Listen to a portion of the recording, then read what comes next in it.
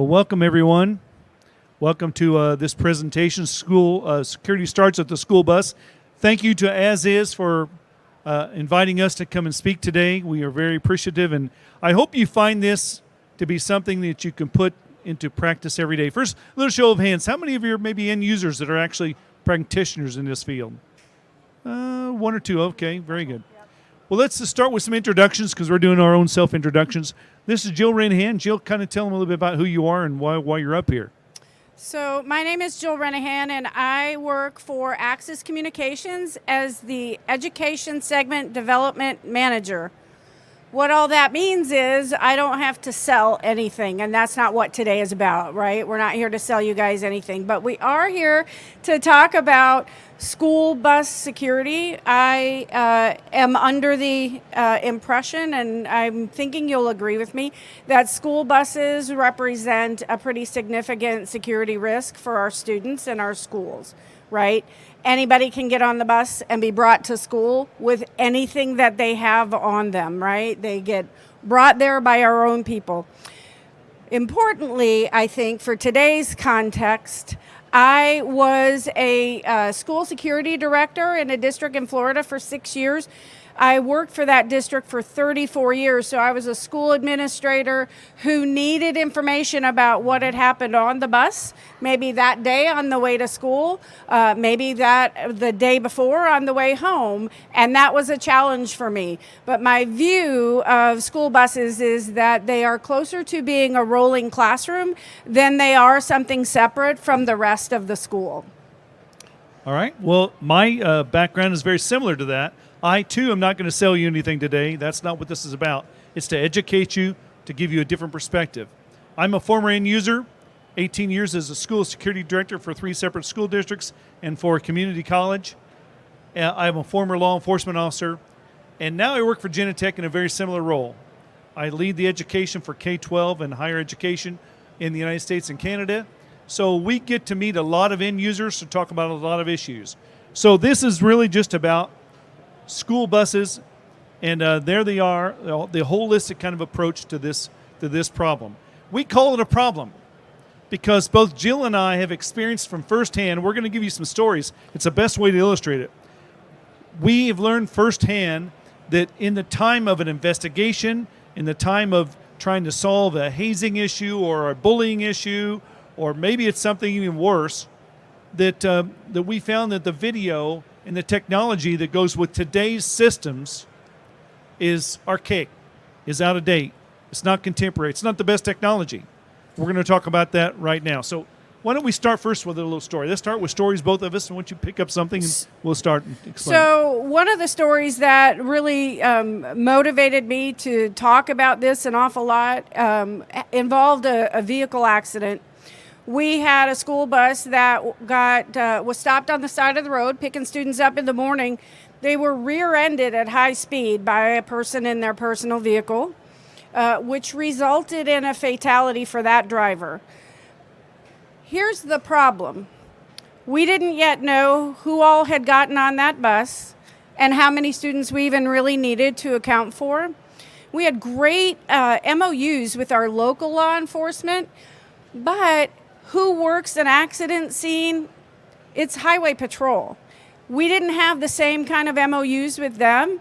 So they rolled up, and of course, every child these days has a cell phone, right? They're texting their parents, hey, we've been in an accident, please come. And of course they came, the ones who could. And what the state trooper did was start handing those kids out to parents who came and said, oh, that's my kid, let me have them. We didn't know who had gotten on the bus yet. We, at that time, did not have real-time information about ridership. We didn't know if there was any trauma that those students had faced because our protocol would have been, we'd have brought another bus, we'd have taken them to school, and we'd have been able to do a check-in with them.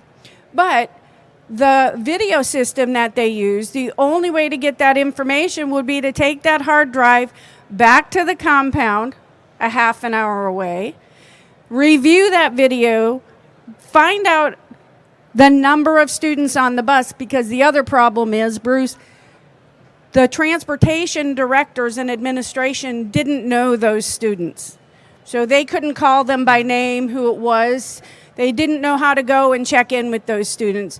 Some of them weren't even at school for them to be able to do that.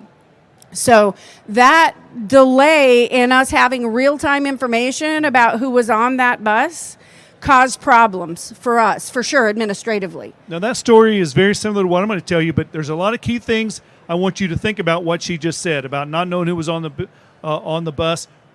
People who can identify the kids on the bus. We're going to address those issues. My story is I'll make it very sweet and very succinct. It was an investigation. It was a hazing. It was actually a very aggressive hazing. I'm not going to go any farther than that. It was some football players who hazed some freshman football players, and they were ultimately arrested for it.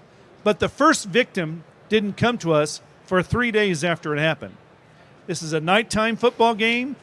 They're on their bus at 10:30 at night heading back to the school. It's dark. The bus is dark. And a student is ashamed of what happened. 2 or 3 days goes by before they finally come, and now we're investigating it. As a security director, I had very little to go on because I didn't control it. So this is what we're really going to talk about.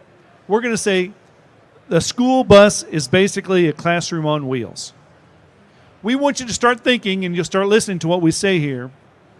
We have technology today that is, I hate to say it's revolutionary, but it's almost, because we've had the same system in our schools, K-12s, for, 15 years, Jill? 18 years? It's been a long time. It's become the norm.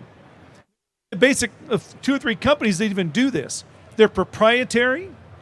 They use their own systems, their own camera systems. And we're thinking, why couldn't we use the power of companies like Genetec and the power of companies like Axis, who are top drawer, first in class, and come together and develop a system that runs on the bus that the principal knows how to work, the assistant principal knows how to work, that basically it becomes a classroom on their system. They don't have to go and stand behind the transportation director's shoulders, or he or she, and say, go a little faster. I think it's beyond there. No, stop, slow down. When they know how to run the Genetec system on their Axis cameras, they know these cameras, they trust them. They know the system, and they trust them. Why couldn't it be? Well, it can be. That's what's really revolutionary about it. So today, that's what we're really going to kind of just illustrate and kind of explain to you.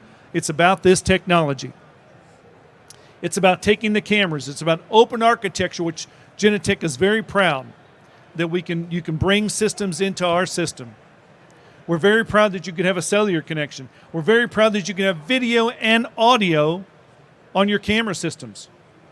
That means if you have a situation, a bus driver driving the bus, stops to drop off a child, mom gets on there and wants to berate the driver because, you came late today and made me late.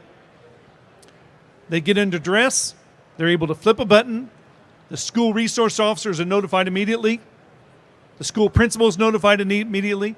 We'll notify anybody you want to be notified. And then that assistant principal can have a communication and say on there right now, hey, Mr. Canal, you're going to have to get off that bus right now. Says, come and see me tomorrow. We'll talk about this, but my driver has to continue her route. Please get off the bus, and let's work on this tomorrow. Does that not sound powerful to you? It's the ability through cellular connection. And if we understand, maybe your location doesn't have the best cellular connection, we understand that maybe it is an additional expense. These are things we recognize, but we're telling you the technology is here to make this solution. That's the key thing. And not to be stuck in where we were. Can you give us a couple of examples of that, Jill? Well, what I was thinking about just now is that how many of you are aware that there's a pretty much nationwide bus driver shortage right now? Yeah.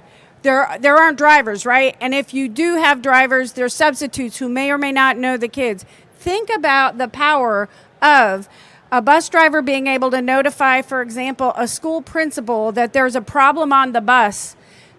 The principal will know those students, where the bus driver may not. So for that principal to look into that bus and say, Jimmy and Bobby, quit fighting, sit down, we'll deal with this tomorrow, right? As soon as, or I'm calling your parents right now.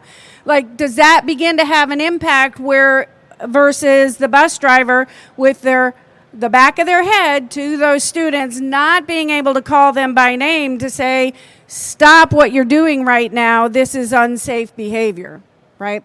Absolutely. Let's take another thing that Jill talked about, knowing those students. What about keeping track of what students are on that bus? She gave the example of a car crash, car bus crash we didn't know. So we have the ability that you can either put some type of a fob or some type of connection, maybe on the backpack of your elementary school student. When he or she gets on the bus in the morning, we're tracking them. Mom and dad can watch, make sure they got to the school. They can see the backpack stored away.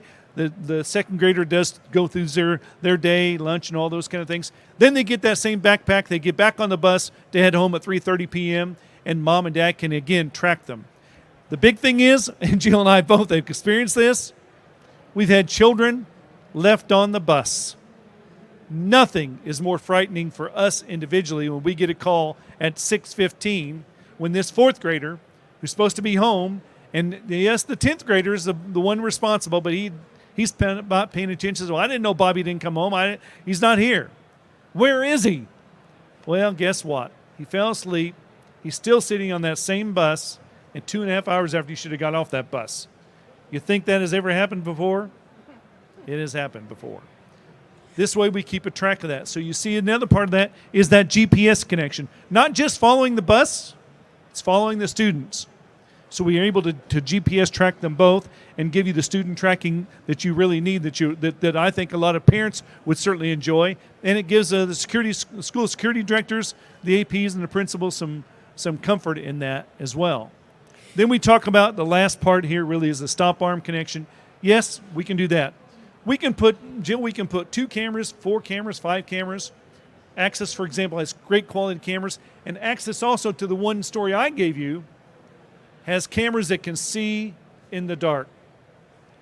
Close We're talking. Go ahead, Jill. I was going to say close to dark. So with light finder technology, which is something that we offer, and again, I'm not trying to sell you, but when you're looking for cameras, look for these kinds of features, because in the dark, early morning, before the time change, late at night, after a football game, as an example, you don't know what's happening on the bus because the lights aren't on, right? You need cameras that can actually see what's going on and that can inform decisions that people have to make about what's happened and ease the path for investigations, because ultimately when you're talking about something as serious as you mentioned, when it comes down to he said about an event that goes on, you just make the almost best decision you can with the information you have, but video evidence doesn't lie. So having information that you can gather from a camera strengthens any investigation, not just for school personnel, but also for sharing real-time intelligence with emergency responders, whether those are law enforcement officers or medical personnel. Real-time intelligence informs them about the situation that they're walking into. And that's powerful, right? We think it's powerful. Jill and I talk about this a lot. We are fearful. I don't know if I should say it that way, but we are concerned that school buses could be the next target. It is a soft target. We have to say it's soft not just because it's children and maybe a driver and maybe an aide, but it's moving. It's going to maybe more secluded areas than populated areas at times, and it is a potentially soft target. If we don't have better ways to connect our technology in real time for law enforcement, public safety respond, even if it's a student that becomes maybe ill or something, and you need to get paramedics and medics to that location. We got the location, but what about real time? What is happening right now? Did a student put some type of a lozenge, some type of a piece of candy in their mouth and it's lodged in their throat? Maybe that's what the problem is. And hey, we're going to try to tell you what to do right now because that child's got 4 minutes to live. We won't be there for another 9 minutes. There's just so many things we think about with the technology we have today that we need to evolve. We need to evolve to technology that is here today, that, and whether you're looking at camera systems or looking at our systems, I'm here to tell you that the technology is here and we can make it work. So I know we have just a few minutes left, I think. Do we want to see if there's any questions? Well, yeah, thoughts? I think we can definitely ask that question, but I would issue this challenge first. If you work with a school district, if you work for a school district, if you're an integrator who works with them, please ask them about their plans for addressing vulnerability on the school bus, because very little has changed since I rode the school bus back about 150 years ago. So, it's time for us to do something better for our kids that are on buses. They definitely deserve to be protected while they're riding. Any questions or comments about what we just explained? You can't tell me we're that thorough, guys. I mean, my lands.